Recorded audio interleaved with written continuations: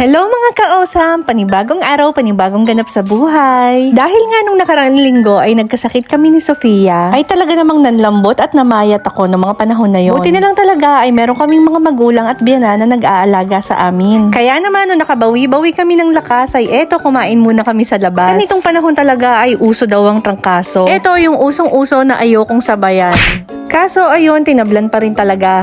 Meron nga lang bangding na nagbibigay ng bato, na katulad ng kay Darna. Diyos ko, nilaklak ko na. Para naman lumakas ako at hindi na ako tinatablan ng trangkaso. Kaso baka ibang bato yung maibigay. Diyos ko, baka mapunta ako sa city jail.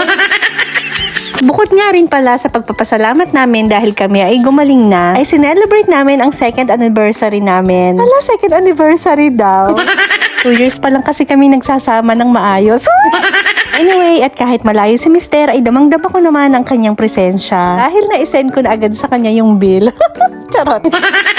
Ito nga pala kami kumain sa Gab Spot Resto Bar. Bagong bukas lang to at located siya sa Makasandal, Gabaldon, Nueva Ecija. Hindi naman halata na gustong-gusto ko talaga yung mga pagkain na in-order namin dahil ang sarap-sarap. For sure talaga namang babalik-balikan mo. Siya, sige, hanggang dito na lang muna. See you on my next mini vlog. Follow for more.